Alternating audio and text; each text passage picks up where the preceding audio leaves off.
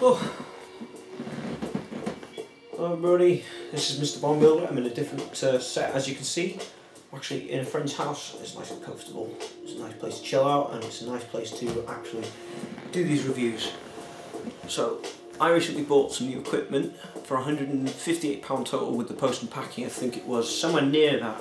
I bought my G&G WASP. Now, I took this out for a play on Saturday, which was just about 2,000 rounds or something like that, at some people who'd come to visit our site as a freshers do. The gun performed very well. After I installed the tight bolt barrel and Madball winter blue hop up, the gun fired at exactly 350 FPS with no messing about. So I left it that way. The G&G high torque motor behaved itself very well. Another thing I did before I took it out to play was I installed a MOSFET. I'll talk about that in a different review. I worked the weapon on a 9.9 lithium ferrite battery for the day, 1600s, 2 of them. So I topped them up when I got home, and the next day was the Alliance event at the X site, where I completely hammered this weapon. I went through 6,000 rounds throughout the whole day, and it didn't miss a beat. Fired all of them. It was very efficient on the batteries. I used one 1600 in the morning. Came lunchtime, I'd already cleared over 4,000 rounds. I switched out the battery for the other one and finished the last of my ammunition in the other half of the day. And other than a quirk in the morning, which I'm still not sure what it was, it stopped firing. It was almost as if my batteries weren't working, they'd run down. But that wasn't the case. I pulled the motor and put it back in, and it started working again. I think it was my own fault with the motor height adjustment. Overall, the G&G WASP was a very good weapon for the day. It works quite nicely on a single point sling hanging down by your side, and it's very lightweight for what you'd think it is.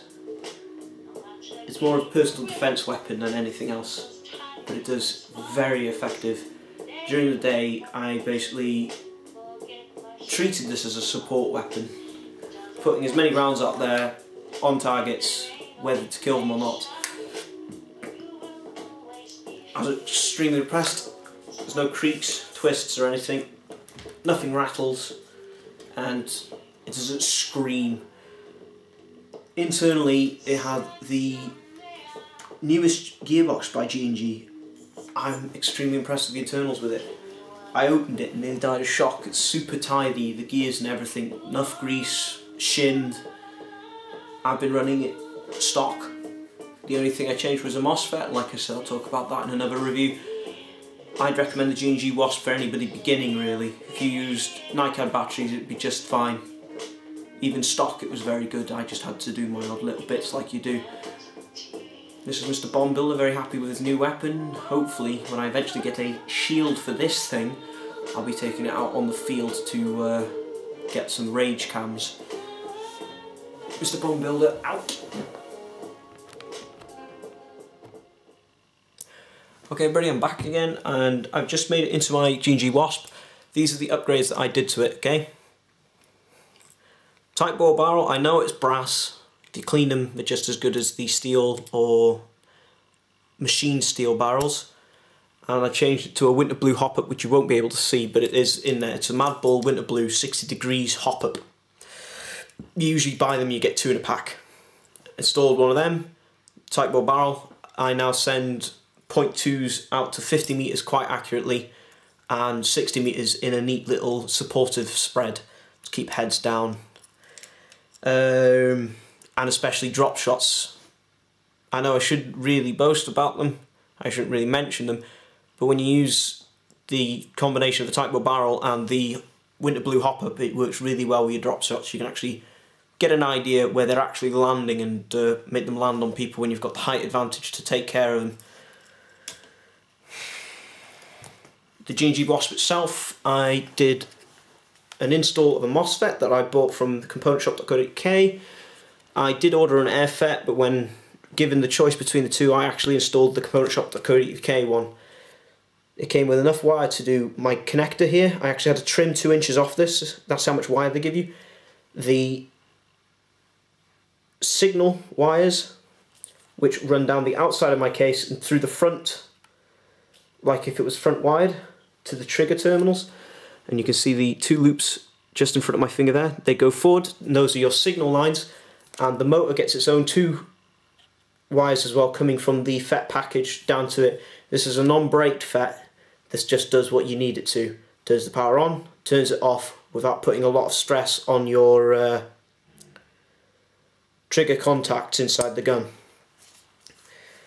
I was very impressed when I did get round to stripping this down to do the install of the MOSFET. I basically decided on the spot, I'm not going to upgrade to bushings, I'm not going to upgrade the gears or anything like that. I'm not even going to upgrade the motor. I've left this stock and I hammered it.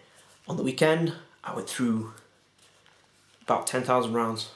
No, 8,000 rounds. 2,000 that was remaining, and then a bottle of 6,000. I completely hammered this and it worked all the way through it all. Motor didn't burn out when I gave it a 60-second burst by accident, and the MOSFET didn't burn out either. The G&G WASP, otherwise, I died of shock when I opened their gearbox. G&G are really doing a good job now, and that's my review really. The internals, upgrades and this. All in all, batteries and all that afterwards, it cost me around about 200 quid, and I've got a very good setup, and really it's one I'm going to recommend for a long time to the newbies now. These G&G combat machines, spot on weapons. As soon as you put £20 in the, £25 even in the hop up rubbers and the barrel, it shoots straight and accurately. And as soon as you put a little bit more money into, say, £10 for a FET and then £50 in your batteries and things, it gets around about £250. So you get a very, very well performing weapon. As well as that, it's not just the WASP. I know I like these weapons, PDWs, with the stock tubes. I'm rambling again. But they do make other models, and the G&G combat machine with the blowback gearbox, from my experience right now, is awesome. With the sightbore barrel and the new hop-up rubber, I got to 350 FPS spot on with this, with no modifications. The gearbox itself performs perfectly and doesn't sound like it's going to fail anytime soon, even though I've installed a MOSFET and I run it on 9.9 volts. It runs fast enough on 9.9 volts as well, so you don't need an 11.1 LiPo. You just kick the fuck out your gun doing it that way. This is Mr. Bomb Builder with a very quick and snappy review of the internals without going completely in detail stripping it down. One thing I will note, your motor height adjustment might be too high on a few of them when you get them stock, causing a jam. You just need to readjust your motor height, or just find someone who knows what they're doing when they're doing it for you. Other than that, Mr. Bomb Build, out.